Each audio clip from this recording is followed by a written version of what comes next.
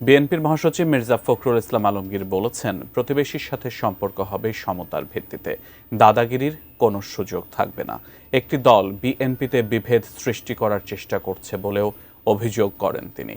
বাঁচাও পদ্মা, বাঁচাও দেশ, সবার আগে বাংলাদেশ আন্দোলনের অংশ নিয়ে রাজশাহী ও চাঁপাইনবাবগঞ্জে দুটি অনুষ্ঠানে তিনি এসব কথা বলেন।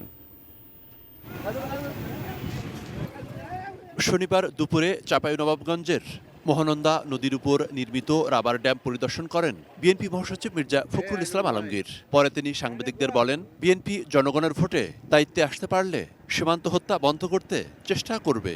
পানির রিসা, আমাদের সীমান্তে হত্যা এবং আমাদের আপনার ব্যালেন্স অফ ট্রেডের যেটা ঠিক করা, এই জিনিসগুলোকে আমরা খুব বেশি গুরুত্ব দিতে চাই।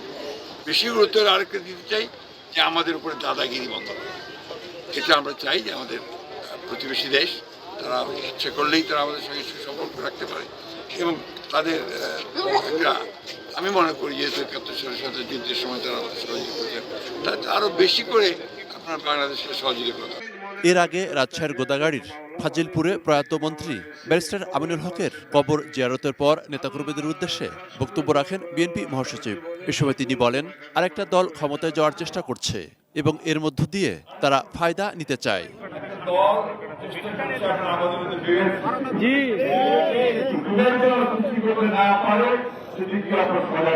এদিকে বিএনপি ক্ষমতায় গেলে সংবিধানের প্রস্তাবনায় ও রাষ্ট্র পরিচালনার মূলনীতিতে আল্লাহর উপর আস্থা ও বিশ্বাস পুনর্বহাল করবে বলে জানিয়েছেন দলটির স্থায়ী কমিটির সদস্য সালাউদ্দিন আহমেদ। রাজধানীর সোহরাওয়ার্দী উদ্যানে আয়োজিত আন্তর্জাতিক খতমে নবুয়ত মহাসম্মেলনে যোগ দিয়ে তিনি একথা জানান। মহান আল্লাহর উপর আস্থা এবং বিশ্বাস সংবিধানের প্রস্তাবনায় ছিল এবং রাষ্ট্র পরিচালনার মূলনীতিতে ছিল। অনুচ্ছেদ ৮-এর মধ্যে সেটা তুলে দেওয়া হয়েছে, আপনারা জানেন। আপনারা কি চান সেটা আমরা পুনর্বহাল করি? ইনশাআল্লাহ সেটা আমরা পুনর্বহাল করব।